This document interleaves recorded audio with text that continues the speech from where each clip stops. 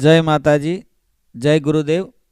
મિત્રો, જે લોકો દુશ્મનોથી, શત્રુઓથી એટલા બધા કંટાળી ગયા છે, એટલા બધા હેરાન પરેશાન થઈ ગયા છે કે હવે એમને કોઈ રસ્તો નથી મળતો, કોઈ રસ્તો જડતો નથી અને એટલી બધી હદ આવી ગઈ છે કે હવે એ શું કરે કે શું ના કરે એને કશું ખબર નથી પડતી.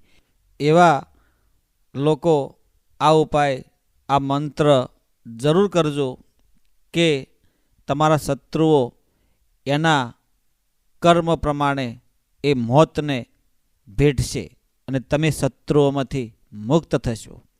મિત્રો, અત્યારે કળયુગ છે અને કળયુગમાં શત્રુઓ કોને કોને થાય?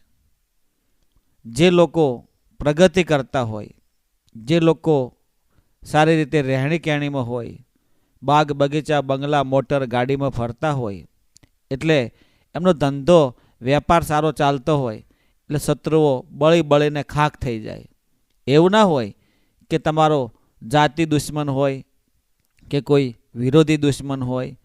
તમને જોઈને તમારા જે લાગતા વળગતા હોય એ પણ તમારા અંદર પેટે શત્રુ તો હોય જ છે, તમને ખ્યાલ પણ ના હોય.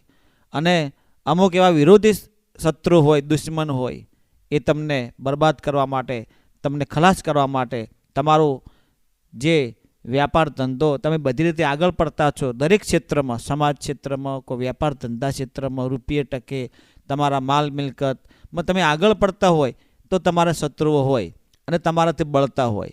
એટલે તમને પાડવા માટે, તમને હેરાન પરેશાન કરવા માટે, તમને બધી રીતે ખલાસ કરવા માટે એ કોઈ મંત્ર તંત્ર ષડયંત્ર આવું બધું તમારા ઉપર કાવતરા કરતા હોય છે. પણ મિત્રો, જેના ઉપર માં કુળદેવીની કૃપા હોય, મહાકાલીની કૃપા હોય, ભૈરવ દાદાની કૃપા હોય, એનો વાળ પણ વાંકો ન થાય. ચાહે શત્રુ ગમે એટલો ઉપાય કરી દે પણ એનાથી કશું થતું નથી. જીતને તારે ગગન મેં ઇતને શત્રુ હોય, પણ જો કૃપા હોય રઘુનાથ કી તો ઉસકા બાલ ભી બાકા ન હોય. તો મિત્રો, ચાલો આપણે આ વિડીયો દ્વારા જાણીએ કે શત્રુઓનો નાશ કઈ રીતે કરવો. તમારા શત્રુઓ તમારો વાળ પણ વાંકો નહીં કરી શકે અને આ ઉપાય કરવાથી એ ઓટોમેટિક એમની રીતે તે મોતને ભેટી જશે અને એમનો અંત થઈ જશે. તો ચાલો જાણીએ આ ઉપાય કયો છે. તો મિત્રો, સ્વાગત છે તમારું આપણી આ મા વંદના યુટ્યુબ ચેનલમાં. અને હું એવી આશા રાખું છું કે આપ સર્વ મિત્રો હેમખેમ સર્વ કુશળ મંગળ હશો તેવી કુળદેવીને, ગુરુદેવને હું પ્રાર્થના કરું છું. મિત્રો, આ વિડીયો તમે જોઈ રહ્યા છો, સાંભળી રહ્યા છો, તો તમે કયા ગામથી અને કયા જિલ્લામાંથી, કયા તાલુકામાંથી, તો કોમેન્ટમાં જરૂર જણાવશો. તમારા પ્રતિભાવો અમને જરૂર મોકલશો એવી હું આશા રાખું છું. અને વિડીયોમાં જય શ્રી રામ, જય હનુમાન દાદા લખવા હું વિનંતી કરું છું. મિત્રો, હવે તમારો શત્રુ ગમે એટલો બળવાન કેમ ન હોય, ગમે એટલો તાકાતવાળો કેમ ન હોય, તમને હેરાન પરેશાન કરતો કેમ ન હોય, તમે થાકી ગયા છો, કંટાળી ગયા છો, હવે તમારે શત્રુને ખતમ કરી દેવો હોય તો આ ઉપાય જરૂર કરવો. મિત્રો, જે તમારા ઘરમાં જે તવી આવે, જે તવો, જે તમે રોટલી બનાવો છો કે રોટલો બનાવો છો, એ લેવાનો છે. એના લઈ તમારું જે ઘરનું મુખ્ય દ્વાર છે ત્યાં એ તવાને એ ઉલટો એટલે કે ઊંધો કરી દેવાનો છે. હવે તમારે 4 લવિંગ લેવાના છે. 2 જોડકા એટલે 4 લવિંગ લેવાના છે. 2 પતાસા, આપણે જે પતાસા આવે ને, જે હોળી પર ધૂળેટી પર પતાસા હૈડા મળે, એ પતાસા લેવાના છે. 2 કપૂર લેવાનું છે, જે સળગાવાનું કપૂર આવે એ. અને 1 સફેદ કાગળના ટુકડા પર તમારા શત્રુનું નામ લખવાનું છે.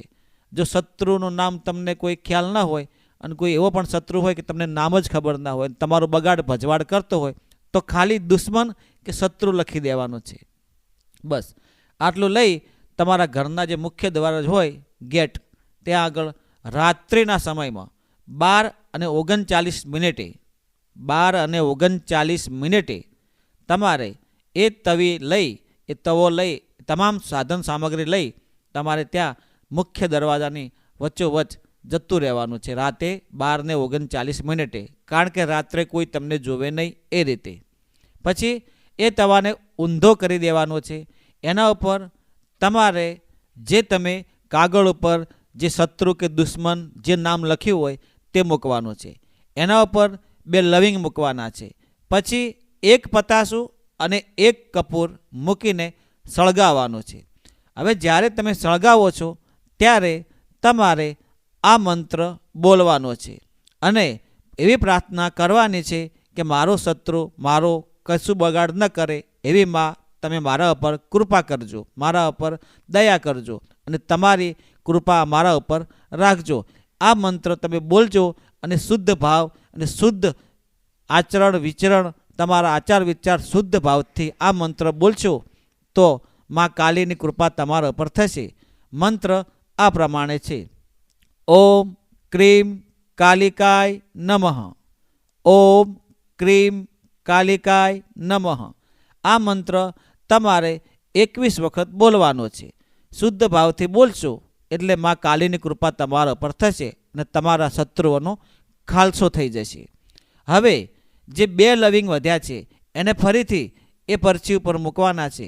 1 પતાસું અને 1 કપૂર જે મૂકી અને ફરીથી સળગાવવાનું છે અને આ મંત્ર તમારે બોલવાનો છે: ઓમ શ્રી ભૈરવાય નમઃ.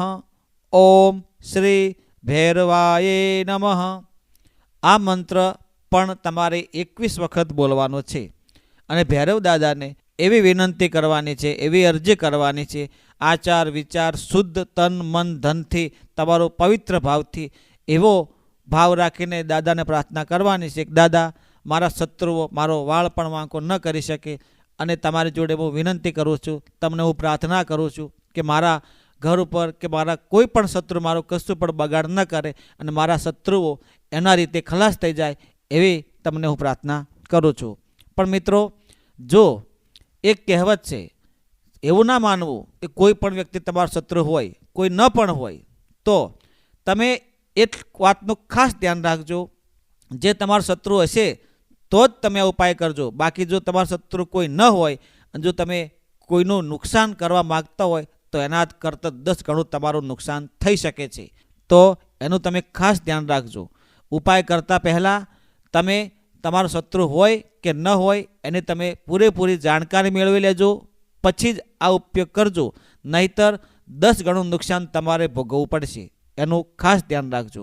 મિત્રો, જેવું કર્મ એવું તમારું ફળ પ્રાપ્ત થાય છે. એટલા માટે સર્વ જગતનો સદભાવ રાખજો, જનહિતનું કાર્ય કરજો, સારું કર્મ કરજો, ધર્મ પુણ્ય અથાશક્તિ દાન દક્ષિણા કરજો, ગળકુંવાસીને જમાડજો, કોઈ ધાર્મિક કાર્યમાં આગળ રહેજો, કોઈ સારા કાર્યમાં કોઈને મદદ કરજો.